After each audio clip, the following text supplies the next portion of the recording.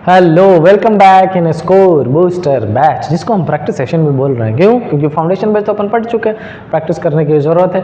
और आप में से कुछ बच्चों के डाउट्स आने शुरू हो गए हैं कि सर ये वाले क्वेश्चन अपने पीपीटी में शामिल कर लो ताकि उनके डाउट्स भी सॉल्व हो जाए। तो आज जो फर्स्ट क्वेश्चन है वो उस बच्चे का ही है, ताकि मैं उसके मैं ये तो नहीं दिखाना चाह रहा कि प्रायोरिटाइज कर रहा हूँ, लेकिन क्वेश्चन अगर अच्छे हो और सोल्यूशन मिलना चाहिए तो मेरी ये कोशिश है कि दी जाए। राइट, आज की क्लास को भी शुरू करने से पहले एक बहुत बेहतरीन शेर लेके आयो, मैं सुनाता हूँ, फिर अपन शुरू करेंगे पढ़ना, है ना।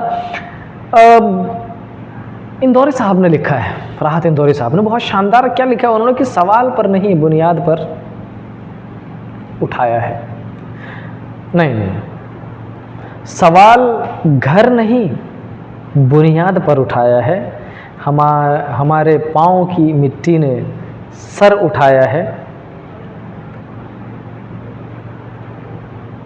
हाँ, सुनिए ये शेर कितना शानदार है। शेर ऐसा है कि मेरा ज़मीर मेरा एतवार बोलता है, कि मेरा ज़मीर मेरा एतवार बोलता है और मेरी ज़ुबान में परवरदिगार बोलता है।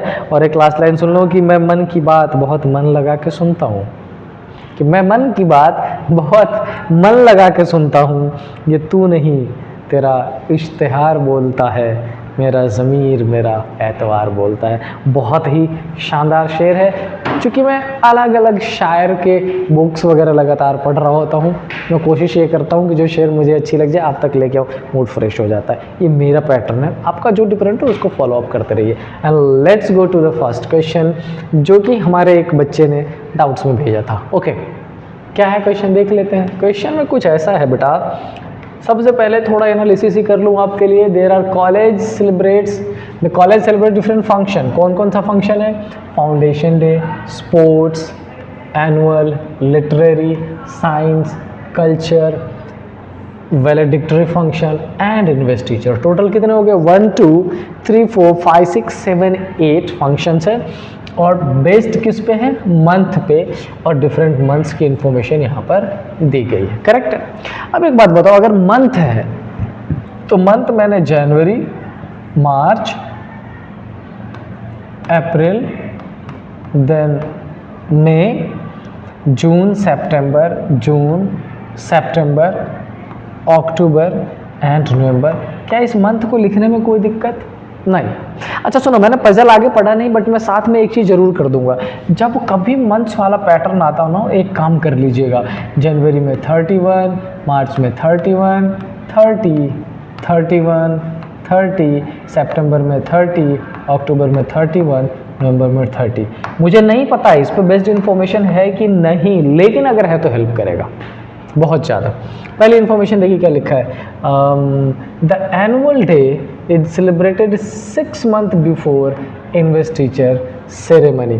अब 6 महीने पहले का मतलब, अगर 6 मंथ का गैप ले तो अगर कोई जुलाई में हुआ है तो उसे 6 महीने पहले का मतलब हो जाएगा, जुलाई से पहले क्या होता है? जून, फिर मई, फिर अप्रैल, फिर मार्च एंड देन फरवरी। कितने महीने हो गए? 5th महीने।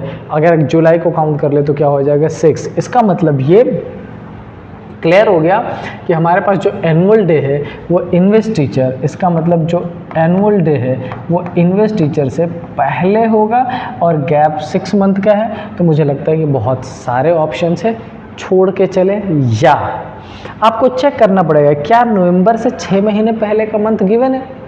नवंबर से 6 महीने पहले का मंथ अगर आप चेक करोगे तो नवंबर से पहले कौन सा आ जाएगा? अक्टूबर, अक्टूबर से पहले सितंबर, सितंबर से पहले अगस्त, then July, then June and then May. तो अगर एक को नवंबर में रखे तो एक को मई में रख लेंगे, ये ऑप्शन है पहला। अच्छा, अगर अक्टूबर में रखे तो अक्टूबर से पहले सितंबर, अगस्त, जुलाई, जून, मई, अप्रैल। अगर आप अक्टूबर में रखोगे तो अप्रैल में पॉसिबल है, 2 कन्फिग्रेशन। अगर आपने सितंबर में ले लिया तो सितंबर से पहले अगस्त, जुलाई, जून, अगस्त, जुलाई, जून, जून से पहले क्या हो जाएगा? मई। हाँ, सही कर रहा हूँ क्या? हाँ, सितंबर से पहले अगस्त, जुलाई, जून, मई, अप्रैल, देन हो जाएगा मार्च। तो अगर मैंने सितंबर से ले लिया तो हमारे पास मार्च भी आ जाएगा, और जुलाई और जनवरी में भी 6 महीने में बहुत लंबा गैप हो जाएगा, वो अजम्पशन हो जाएगा, अपन छोड़ के चलते हैं। 6 मंथ का गैप बाद में देखेंगे। क्या लिखा है, investiture ceremony is celebrated in the month which has N even number of days. देखो कितना बड़ा हेल्प करेगा ये इन्फॉर्मेशन, जैसे ही मैंने ये कन्फिग्रेशन लिख दिया वहीं पे क्लियर। क्या लिखा है, इन्वेस्टिचर वाला 30 में है, इसका मतलब जो मैं अजम्पशन बहुत ज़्यादा काउंट करा रहा था उसमें इन्वेस्टिचर ये तो पॉसिबल है ना, इसमें पॉसिबल है, बट इन्वेस्टिचर इसमें पॉसिबल नहीं है। इन्वेस्टिचर कहाँ पॉसिबल है, इसमें पॉसिबल है, और इन्वेस्टिचर कहाँ पॉसिबल है, इसका मतलब 3 ऑप्शन में 4 ऑप्शन में से एक तो एलिमिनेट हो गया। क्यों, क्योंकि लिखा गया है कि इन्वेस्टिचर का कितना है 30 डेज वाला, और 30 डेज वाला जो मंथ है।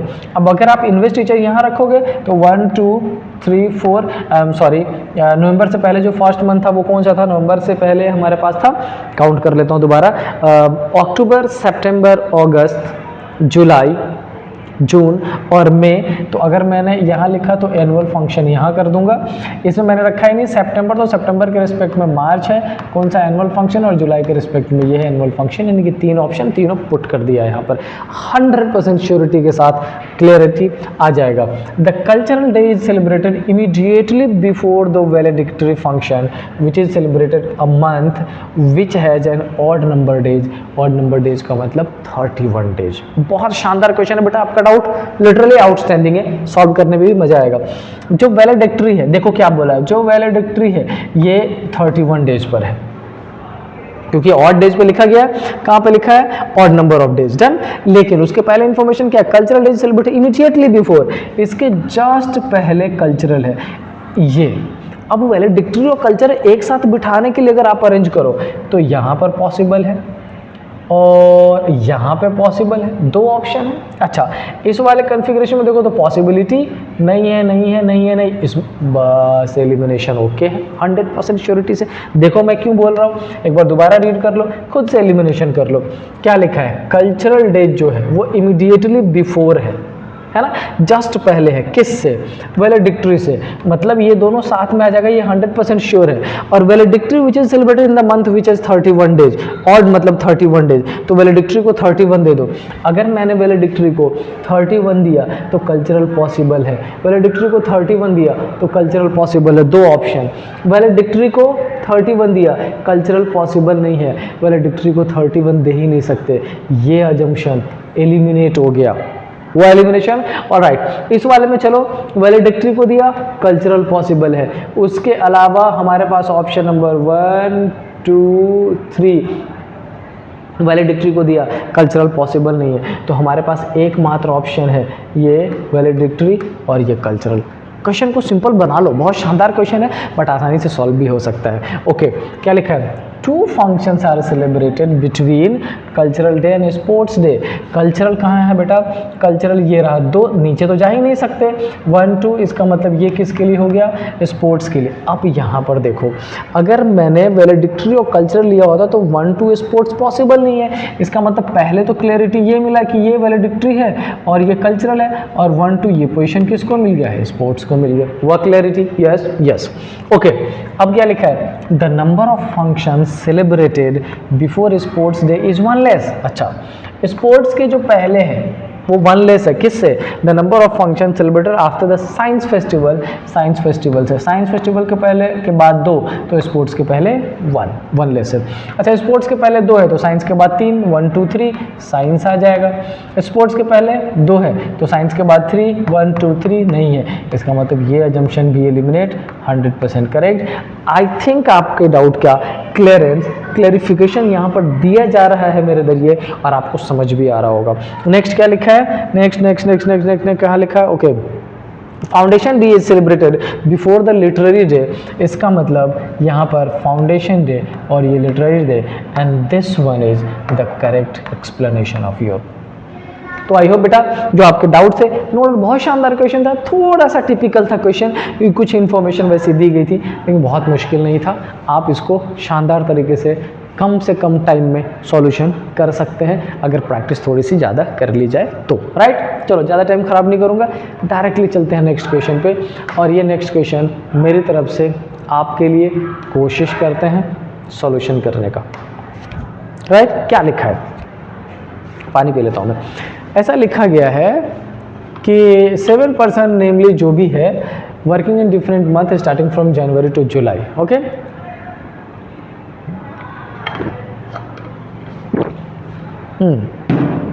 जनवरी टू जुलाई. तो सबसे पहले सेटल कर लो, जनवरी, फरवरी, मार्च, अप्रैल, मई, जून एंड जुलाई. ये हमने अरेंजमेंट कर दी. डन. दूसरा प्रोसेस क्या करोगे, जनवरी 31, फरवरी मुझे नहीं पता 28, 29, March 31, April 30, May 31, June 30 and July 31. Done. Alright. पहली इन्फॉर्मेशन क्या दी गई है, पहली इन्फॉर्मेशन है Leela join the work before Ravi and after Mala. अब इसमें लीला की जो इन्फॉर्मेशन है वो रवि से पहले है, रवि से पहले है बट माला के बाद है. बट इन तीनों का डेफिनेट इन्फॉर्मेशन पुट नहीं कर सकते क्योंकि इमीडिएट इन्फॉर्मेशन नहीं दी गई है. आगे, Veena join the work before Ravi. अच्छा, वीना के बारे में इन्फॉर्मेशन है, ये जो वीना है ये रवि से पहले है. Who is not the last person to join, but Ravi इस पोजीशन पर तो नहीं आएगा. अब रवि से पहले 1, 2, 3 तो कम से कम हो ही गए. इसका मतलब ये 1, 2, 3 इस पर भी रवि की पोजीशन पॉसिबल नहीं है. तो रवि के लिए 3 ऑप्शन बच गया. ओके, नेक्स्ट क्या लिखा है, 2 persons were joined, last person, 2 persons were joined between Leela and Sheela. Okay, हमारे पास वैसे लीला यहाँ पर है, हम चाहे तो यही लिख देते हैं लीला और शीला के बीच में 2 पर्सन है.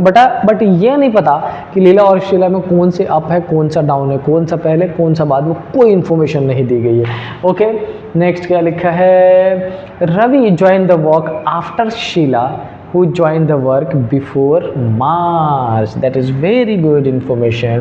शीला के बाद है रवि की इंफॉर्मेशन. लिखा गया है Ravi joined the work after Sheila, Sheila के बाद है. who joined मतलब Sheila joined the work before March. Sheila मार्च के पहले है. अच्छा, एक बात बताओ, शीला अगर मार्च के पहले है तो शीला की पोजीशन 2 है, या तो शीला यहाँ पर या फिर शीला यहाँ पर. 2 ऑप्शन. ओके. अच्छा, रवि के बारे में इतनी इंफॉर्मेशन है कि रवि शीला के बाद है. अब एक बात बताओ, रवि अगर शीला के बाद है तो 1, 2, 3, 4 एटलीस्ट रवि कितने लोगों के बाद है,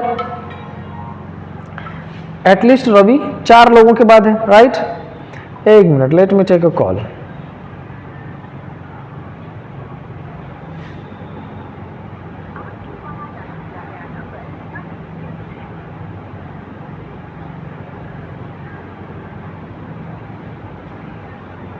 हाँ, तो लीला, हाँ, तो रवि से पहले एटलीस्ट 4 लोग हैं. अब इसका मतलब 1, 2, 3, 4 पे तो पॉसिबल ही नहीं है. तो रवि की पॉसिबिलिटी या तो यहाँ पर या तो यहाँ पर, इन दोनों में से कहीं पर भी रवि की पोजीशन पॉसिबल है. लेकिन कहाँ, अपन 100% फिलहाल भी श्योर नहीं हो पा रहे. हाँ, इतना पता चल चुका है कि उसके पहले 4 लोग हैं. Okay. Sheela who join the work before March, Raja join the work immediately before Leela.